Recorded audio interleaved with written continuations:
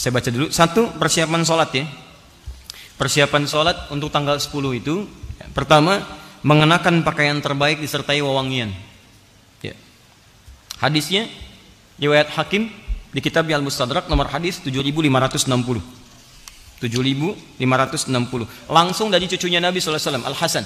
Ya. Beliau menyampaikan, qala haddatsana qala amarana Rasulullah sallallahu alaihi wasallam fil 'idaini an nalbasa ajwada ma najid wa an natatayyaba bi ajwada ma najid wa an nudhhiya bi asmana ma najid.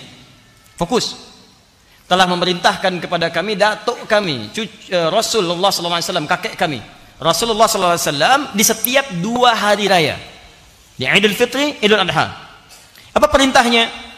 Ada yang umum, ada yang khusus untuk Idul Adha saja. Di antara yang umum, annal basa ajwada ma najid, untuk mengenakan pakaian terbaik yang kami bisa dapati. Yuk buka. Kalau mau siapkan dari sekarang. Itu sunnah.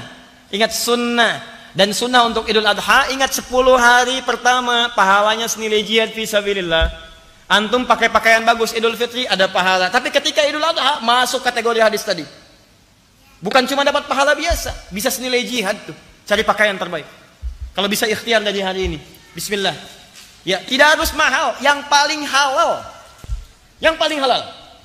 Cari yang terbaik, yang paling halal. Bismillah, dapati itu. Kenakan.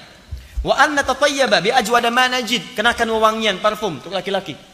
Sunnah. Kalau ingin bertambah lebih, saat mau salat bawa lagi parfumnya.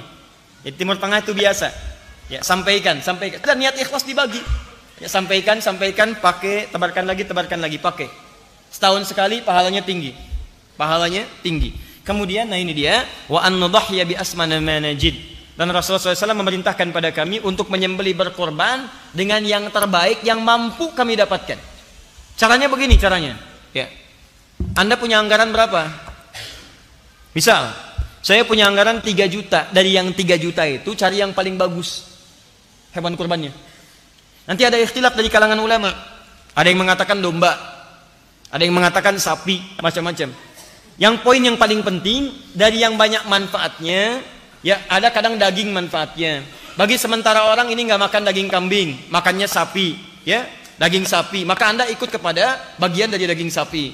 Ada dia makan daging kambing, makan daging sapi misalnya, Anda bisa berkorban. Ini lebih bagus yang ini, maka itu yang dimaksimalkan. Dari anggaran yang Anda miliki, berikan yang terbaik di situ.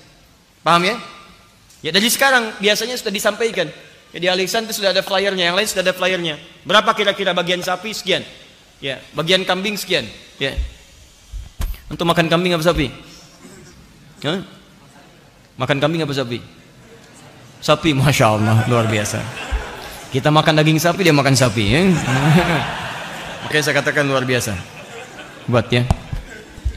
Haram hukumnya. Ya. Beli dulu.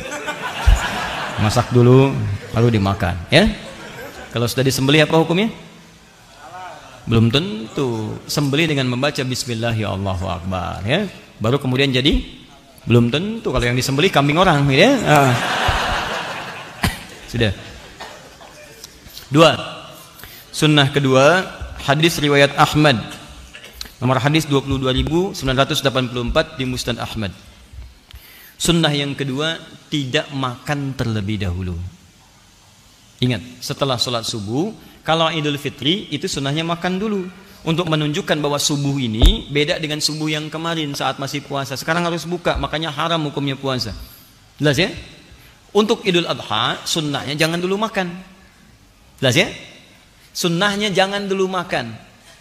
Kapan makannya dilakukan? Kita baca hadisnya. Karena Rasulullah sallallahu alaihi wasallam la yaghdu yaumal fitr hatta ya'kula wa la ya'kulu yaumal adha hatta yarji'a fa ya'kulu min udhiyati. Adalah kebiasaan Rasulullah sallallahu alaihi wasallam, beliau makan dahulu saat akan menunaikan Idul Fitri. Ba'da subuh makan, berangkat Idul Fitri. Tapi saat Idul Adha beliau tidak makan terlebih dahulu hatta yarji'a. Hatta yarji'a. Lihat sini. Hatta harful ghayah, menunjuk pada tujuan. Ghayatun. Ya. Bisa. Ana urid adhhab ila Jakarta hatta al-Istiqlal. Saya pengen pergi ke Jakarta sampai ke Istiqlal. Tujuan paling akhirnya Istiqlal. Jadi kalau sudah ada hatta, ini menunjukkan sampai ke tujuan. Ya. Sampai pulang, tujuannya ke pulang dari sholat id. Jadi kalau sudah selesai sholat, mendengarkan khutbah Idul Adha, Anda pulang. Baru sunnahnya Anda makan. Tapi ingat, yang paling menarik adalah dalam kalimat pulang itu diikutkan fi'il mudhari nih. Ini yang paling indah. Ada ya di depan kata kerja artinya. Ya rji'a, hatta yarji'a. Ya ini menunjukkan 3 makna, 3 arti. Kalau dalam bahasa Inggris present, continuous, dan future. Ya. Sekarang, kini, terus berlangsung, continuous, terus, atau future, yang akan datang. Kalau diartikan konteks ini, sampai pulang, bisa diartikan sampai pulang itu dalam konteks pakai ya ini, sekarang, sedang pulang. Maksudnya belum sampai rumah nih. Ya, di perjalanan misalnya Anda lapar. Kalau yang penting sudah meninggalkan tempat, di jalan Anda lapar, silakan makan. Kalau Anda sholatnya dekat rumah, komplek Al Ihsan ini, PTM, PJS, kemudian Greenview, sholatnya di lapangan depan sini. Begitu selesai nyampe rumahnya dekat. Tapi kalau antum dari Bekasi sholatnya di Istiqlal, ya belum tentu cepat nyampe rumah. Di jalan misalnya sudah terasa lapar, ya boleh antum makan di jalan, tidak ada masalah. Tidak ada masalah, silakan. Ya, jadi tidak apa-apa bekal misalnya di mobil, kemudian jangan makan dulu sampai selesai sholatnya, dengarkan khutbah idnya, pulang misalnya di jalan sudah mulai terasa. Ya, apalagi misalnya buka siaran radio, status sudah mulai muncul, gambar-gambar bertebaran, sedang makan ketupat, ya, dan sebagainya. Sementara Anda belum nyampe rumah. Ya, miss call sudah banyak, status sudah dibuat. Ketupat hari ini rasanya begitu pahat, ya kan? Antum belum makan, merasa nggak enak. Jangan tunggu sampai kemudian nyampe rumah. Boleh sekarang, silahkan nikmati. Yang penting status pulang. Udah selesai. Jelas? Di jalan boleh bekal. Ya, awas jangan dilarang. Anak-anak Anda mungkin ikut ke Istiqlal. Usia 6 tahun, 7 tahun. Mah lapar mah, tahannya nak ya. Ini sunnah. Sampai rumah, sunnah. Sunnahnya boleh makan. Atau misalnya terus berlangsung. Mau dekat ke rumah, lapar banget gak bisa tahan, boleh. Atau sampai di tujuan, sampai di rumah, silahkan makan. Tidak ada masalah. Mana ambil yang paling mudah. Ya, adapun sunnah Nabi kalau bisa dilakukan, ya, hatta yarji'a fayakulu min udhiyatihi, sampai pulang ke tempat tujuan, kemudian yang pertama beliau makan adalah hasil sembelihannya. Hasil sembelihan. Jadi kalau mau makan yang lebih sunnah lagi, pertama kali dicicipi adalah daging hewan kurban yang telah kemudian disembelih dan telah dimasak terlebih dahulu. Ya. Awas jangan salah mengartikan. Anda baca terjemahan, oh Nabi makan adalah hasil sembelihannya. Masya Allah, sunnah Nabi sembelih. Bukan begitu ya, masak dan seterusnya. Paham ya? Jadi sunnahnya jangan dulu makan, begitu Anda lakukan berpahala. Yang kedua, siapkan makanan untuk pulang. Dan kalau bisa, kemudian yang pertama dimakan adalah hasil sembelihan yang telah dimasak terlebih dahulu. Makanya nanti, kenapa disebut udhiyah dari kata duha? Kalau bisa waktu duha itu, mohon izin teman-teman, itu sudah menyembelih. Nanti kita akan lihat bedanya Idul Fitri dengan Idul Adha. Kalau Idul Fitri agak longgar sholatnya, jam 7 boleh. Karena orang berangkat tuh ada yang makan dulu.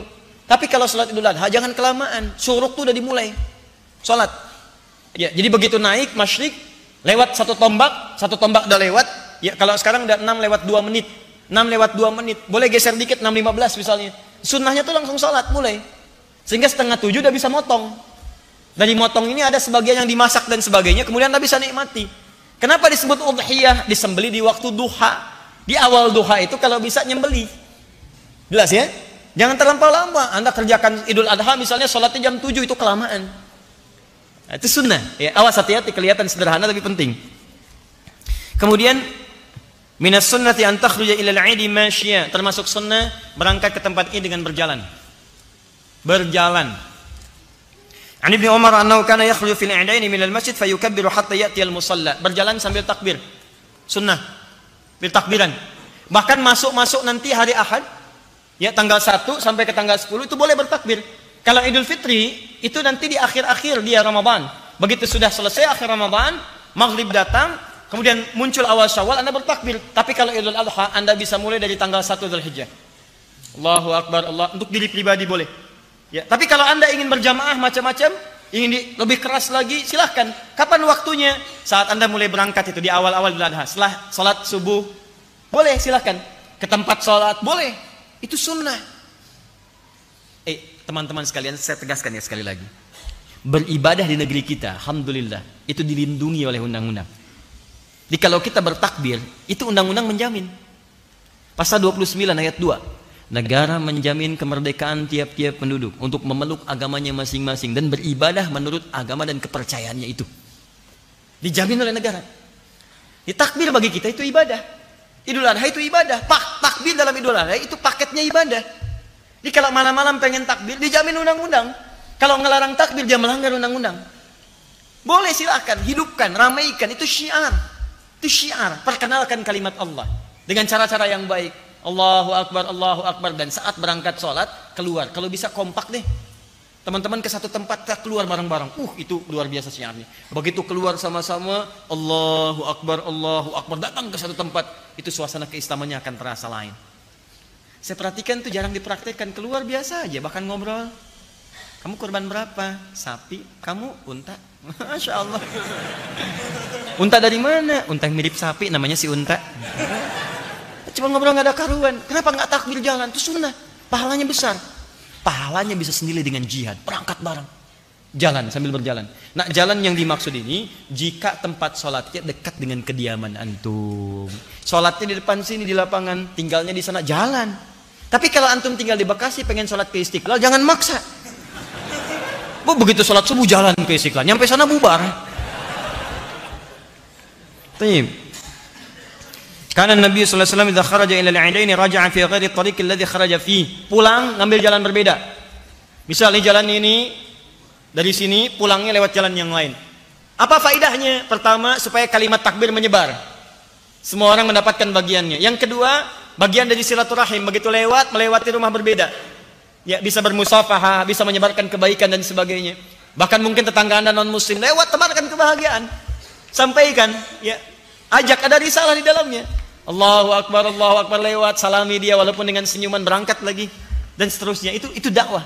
Jika memang ada alternatif untuk jalan yang berbeda. Kalau jalannya buntu, jangan maksa. Saya serius. Ini tempat sholat, ini jalan Anda, sini buntu, di tembok begini.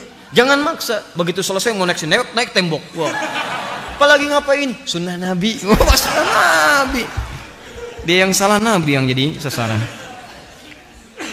Penunaian sholat dilangsungkan di awal waktu, di waktu yang luas dari proses penyembelihan hewan kurban. Jadi tolong dilakukan ya. Dari Jundub inda Ahmad Ibn Hasan al-Banna fi kitab al-Adhahi qala kana an-nabiy sallallahu alaihi wasallam yusalli bina yaum al-fitri wasyamsu ala qaidi ramhin wal adha ala qaidi ramhin.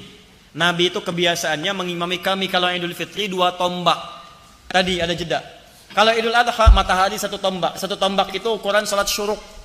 Sekarang jam 6:02 sudah syuruk. Apa itu syuruk? Matahari melewati masyrik. Apa itu masyrik? Tempat terbit. Di begitu terbit, di posisi terbitnya terlarang ibadah. Begitu lewat dari situ, pergeserannya disebut dengan isyraq. Posisinya disebut dengan syuruk. Kalau sudah syuruk, itu masuk awal duha. Nabi biasa mengimami di awal duha. Sunnah Nabi, Anda kerjakan persis seperti itu, pahala buat Anda. Jelas ya? Jadi kalau bisa teman-teman DKM untuk Idul Adha, berikan selebaran. Sampaikan kita akan sholat di awal waktu, lebih awal. 6:04 sholat. Selesai, khutbah nggak usah terlampau lama. Ya, 6:30, 6:45 selesai. Begitu selesai, sembelih. 7:04 sembelih. Jam 10 selesai, 11 selesai. Tuntas itu. Bahkan hewan pertama sembelih sudah selesai, masak dan sebagainya, bisa makan lebih awal. Sunnah Nabi. Ya, kelihatan sederhana tapi ini penting dan ini akan berdampak pada bagian-bagian yang lainnya. Dilangsungkan di tempat luas dan terbuka kecuali ada halangan, lapangan. Ya, karena yang datang bukan cuma orang sholat. Perempuan-perempuan yang haid boleh datang. Walau dia tidak sholat. Maaf ya, walau dia tidak sholat. Kalau nggak punya jilbab, berikan, bantu.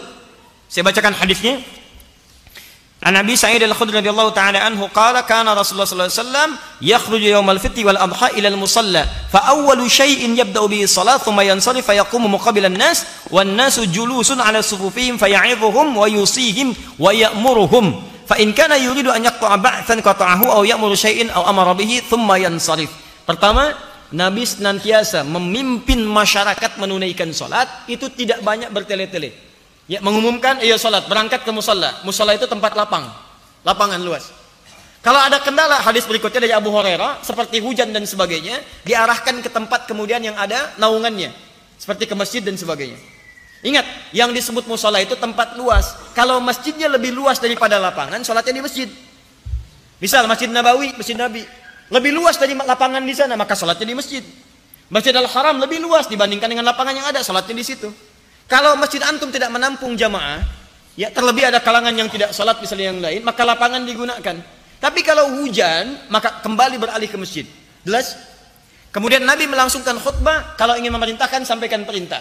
Kalau ingin menegaskan larangan, sampaikan larangan, tidak bertele-tele. Setelah selesai beliau tutup dengan salam, kemudian tutup dengan doa, selesai itu baru kemudian bergegas untuk menunaikan penyembelihan. Tahan. Memasang sutrah depan imam ya. Ingat, depan imam sebagai gambaran saf yang tidak boleh dilewati, itu sudah pernah saya terangkan. Sunnah bersedekah boleh. Ya, sunnah bersedekah. Jadi kalau ada nanti dalam konteks Idul Adha, sebelum sholat atau setelah sholat, Anda ingin edarkan kotak infak, itu boleh. Sunnah bersedekah. Ya. Hadis yang disampaikan dari Ibnu Abbas radhiyallahu taala anhuma. Ya. Thumma atan nisa wa ma'ahu Bilalun fa amarahunna bis sadaqah fa ja'alatil mar'atu tulqi kharsaha wa tulqi sikhabaha. Dalam konteks kemudian beliau berkhutbah, ya, ada dalam keadaan tertentu Bilal diperintahkan untuk berputar mengumpulkan sedekah. Ya. Maka ada kemudian yang mengumpulkan dengan antingnya, ada pula memberikan kalungnya. Jadi perempuan-perempuan ada yang sampai bersedekah pada saat itu. Jadi sunnah boleh. Dalilnya kalau ada yang bertanya kenapa ada yang sebelum sholat lewat pakai kantong, ada yang pakai kotak, ya, jalan begini. Itu bukan mobil-mobilan tuh, ya, jalan geser-geser, bukan begitu. Itu sunnah, ya. Jadi dari sekarang siapkan, boleh Anda kemudian isi. Saya agak cepat di bagian yang terakhir. Maaf, penulaian salat Idul Adha tidak diawali dengan adzan maupun iqamah. Jangan terlampau soleh, ya. Jadi nanti pas bangun sholat nggak usah adzan, nggak usah qomat. Termasuk kalau sholatnya ditunaikan di lapangan, itu tidak ada tahiyat lapangan. Ingat, tidak ada tahiyat lapangan. Yang ada tahiyatul masjid. Ya, kalau di masjid silakan tahiyatul masjid. Tapi kalau di lapangan tidak perlu tahiyat lapangan. Ya, jelas ya. Jadi duduk saja, datang langsung duduk. Jelas. Kalau ada kotak langsung isi untuk sedekah. Tayyib. Menunaikan salat sebanyak 2 rakaat selanjutnya sudah dipahami dengan baik. Dan pada akhirnya saya ingin sampaikan, insya Allah semua materi yang disampaikan termasuk hikmahnya, apa kesan Idul Adha itu. Maaf, terakhir saya ingin tutup sebelum kita berpisah dalam ta'lim malam hari ini. Ingat baik-baik, setiap datang Idul Adha tidak hanya terkait dengan evaluasi diri, kemudian juga dengan ibadah kurban, tapi ada perbaikan evaluasi keluarga. Pesan saya, tolong Anda cermati kembali tentang perjalanan kisah Nabi Ibrahim dengan keluarganya.